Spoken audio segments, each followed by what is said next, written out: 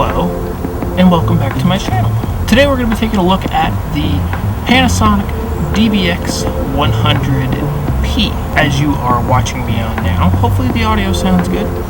I'm going to try a different kind of video today. What we're going to do, I'm going to try 5 different tricks, front side and back side on this ledge, which means I'll be coming towards you or going away from you, depending on the trick.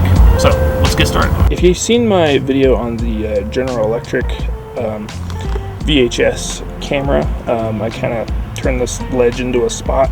Just tried a little method doing some rub brick and some lacquer. Throw some wax on it and you have a concrete ledge that slides. So came back and we're trying it out.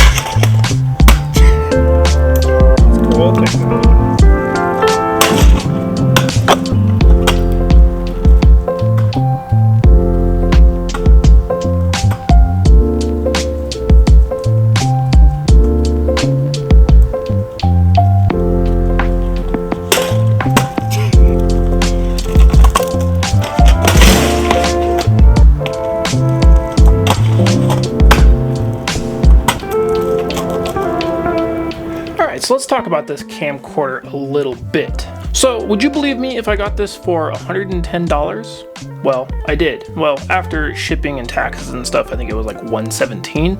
But yeah, I found the seller on eBay. They had it listed for, I think it was like $150. They offered like $10 or $20 off, so it was like $130 or $140 or something like that. I asked them.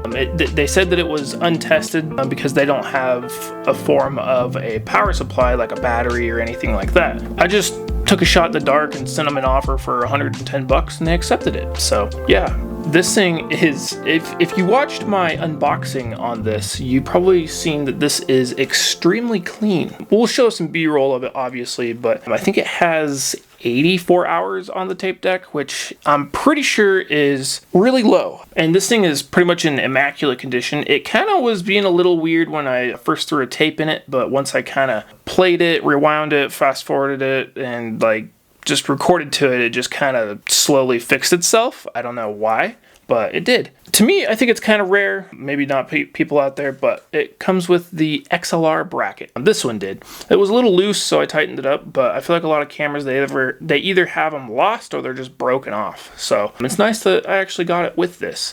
The the focus ring is like sticky and it leaves like, I don't know if you can see it, but like black marks on my fingers. So I'm gonna have to clean that up because it's really gross, to be honest. But other than that, there's nothing like weird about it except for like the bottom here. I don't know if you guys can see this. Move this over here, maybe. It has like a pattern on the bottom. It looks like somebody took something and like melted it into the body of the camera. Like that's not original and it's not even straight.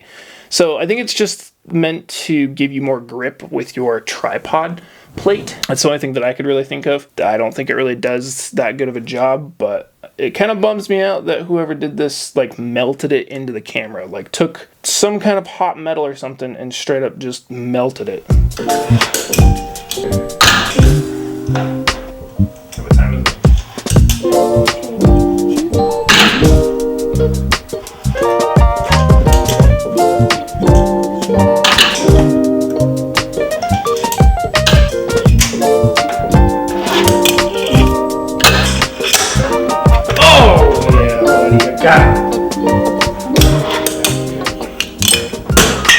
There it goes, into the water, damn it. Dropped it in a dog bowl.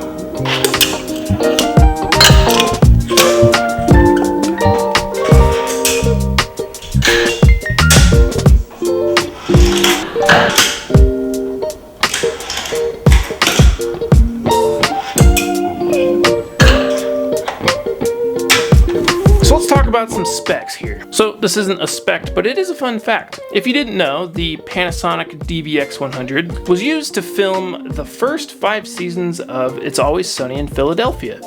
So if you're a big fan of that show, especially like the early seasons, it was filmed on this camera. Now, I think what revolutionized this camera, or what made it like really popular in its time, because I think it came out in 2003. And what made it popular was you could record in 24 frames per second or 30 frames per second, which I think, correct me if I'm wrong, I think most camcorders recorded in 24 frames per second, and so 30 frames per second I think was like spectacular at the time. I don't exactly remember. I was too young. I was probably like 6 in 2003. Now it is a 10 times optical zoom on the lens here, and it is a 72mm lens thread diameter. So for any of my skateboarders out there, or anybody who wants to film action sports, you can find a 72mm fisheye out there that will fit this perfectly. I have some for sale on my eBay store if you are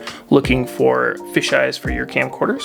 I'll have a link in the description. You do get a, well, it wouldn't be a Panasonic DVX100 without a 3CCD sensor inside of it. It is a 1/3 of an inch 3CCD sensor. Now, I feel like the bigger the sensor, the kind of like, I feel like the camera zooms out a little bit farther the bigger the sensor is. Like when you get camcorders that are like a 1/4 inch sensor or even like a 1/6 of an inch sensor, they're zoomed in like way farther than a 1/3 of an inch one would be. So I find it nice. It seems like you can get a lot more in frame, even if you're more zoomed in. But the 3CCD sensor creates 410,000 pixels, and you get about 380,000 effective pixels. Now the viewfinder is a 0.44 inch colored viewfinder, almost a 1/2 inch, and it creates 180,000 pixels. And on top of that, you do get a lovely 3.5 inch LCD screen on it, and it creates 200,000 pixels. And if anybody has used Panasonic cameras, especially like their mini DV models that are like a 3CCD sensor, they're professional models, man, they just have a great screen. Like they just have the clearest images, in my opinion. Like I think they're even better than like the Sony cameras from this era, like the VX2000, 2100, the PD 150 and 170 and all those. I don't know, like those, that you can even get a 3.5 inch LCD screen on those, like the TRV 900 has a 3.5 inch LCD screen. But I don't know what it is about Panasonic. Their screens are just so crisp. Now you can perform manual and autofocus on this camcorder, obviously with the focus ring here that is just nasty sticky. It also has optical image stabilization, so the inner part of the lens is kind of like on a little gimbal system. You can also manually control the iris on this camcorder, so you can fully open it or you can fully close it if you wanted to. Not that you would need to close it all the way, but that's an option. It does have a maximum shutter speed of 1 in 2000. Now you might think that's low, but because it has a 2-step system ND filter on it, you don't really need the shutter speed to go insanely high because you got your ND filter. You can perform manual and auto exposure. You have auto, manual, and preset white balances on here, along with 16-bit audio that comes from the microphone up here, or 48 kilohertz for your XLR audio if you want to run XLR. And it does have 2 inputs. Input 2 is the one that is showing, and then the one that's under the cover is input 2, or input 1, I mean. Now looking at the specs, it says that it has a microphone input, but I have not found it on here. So I'm gonna have to look around and see if I can find that, because that is a little misleading. And this camera weighs, with the original battery and a tape inside of it, 3.65 pounds or 1.66 kilograms. I apologize if you hear any kind of banging. There's somebody working on my house outside, so just bear with me. But let's talk a little bit about some of the stuff that I like about it, like some of the features and just characteristics and stuff. I've always enjoyed the way that the lens hood looks. It makes it so that it's a little bit lighter on the front, but I don't know, it just kind of looks more like professional because it has like these like gaps in here. I like that you can manually focus and manually zoom if you need to. You got the great ND filters. It's just a very professional camera. If you compare this to the like AG-DVX100, they're very similar cameras, but this one is way smaller. Like, I didn't actually realize that the DVX100 was actually as small as it is. A lot of the buttons are just, they're good, if that makes any kind of sense. Like, if you've messed with any kind of like Sony cameras, a lot of the like scroll wheels and stuff, they're real glitchy and stuff like that. Everything on these, like the buttons aren't plasticky. I mean, some of them are, but most of them are not. But like a lot of them are just rubber. Like, and I don't know, they work, you know? Like, you don't, there's no kind of weird glitchiness or anything like that. Like, it's just a solid made camera. It reads tapes great. I like how big the viewfinder is, because with it being bigger, you don't have to like poke your eye out to like look at the viewfinder. And if you wear glasses like I do, because it's bigger, it kind of goes up around your glasses rather than just like hitting the glasses and having to hold your eye away a little bit farther. So you can actually get this to kind of cup around your eye even with glasses. So that's really nice. And it just helps block out the light a lot better rather than, like I said, poking your eye out with a tiny little viewfinder. Now, one thing I still even have to get used to is the playback functions. Now, most cameras, you switch the camera into playback mode with the power switch. You know, if you look at like the Canon GL1, GL2, they would probably be the power switch would probably be somewhere up here, and like, so it'd be like middle would be off, forward would be record mode, and then back would be like VCR mode, playback mode. Same thing with Sony, but theirs would be here on the power switch. Now this power switch just turns the camera on and off, and then you can record with the record button. On here, if you have one of these and you're confused, and it's the same way on the Panasonic AG-DVX100 as well. You have this little button here, and that is how you switch between record mode and VCR mode. Now that is the only one that I kind of find you kind of have to, I have to use my pinky, because you kind of have to push your finger in a little farther than you think you have to get it to activate. And another weird thing, even when I turn it on, it kind of like glitches out. Let's turn it on for you and you'll see what I have the iris set way too low. Hang on, let me switch it to VCR mode.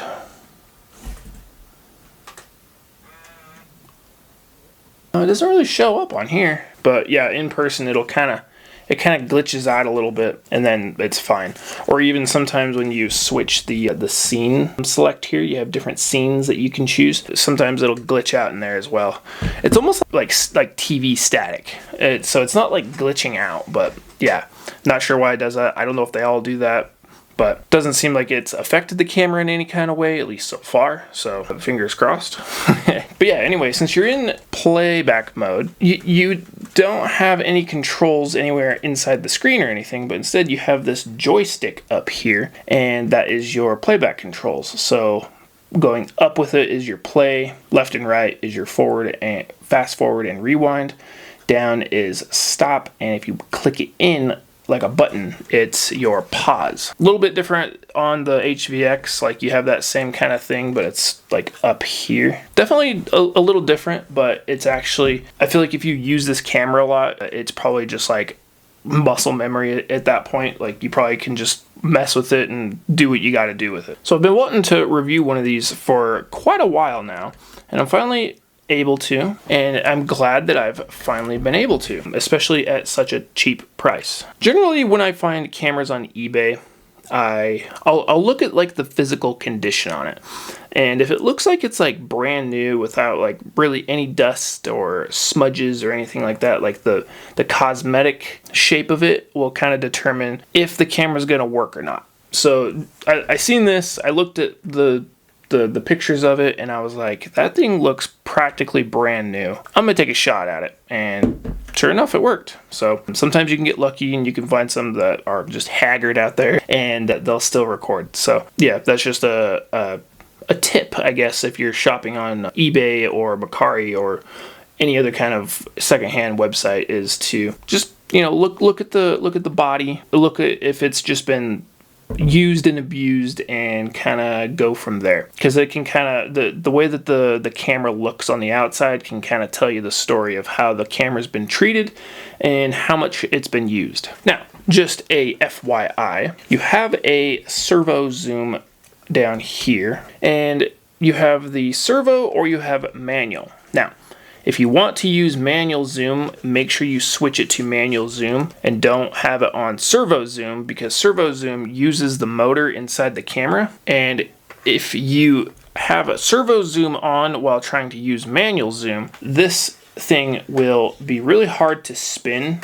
And because the motors are engaged, you can damage the motor and the gears and stuff in there.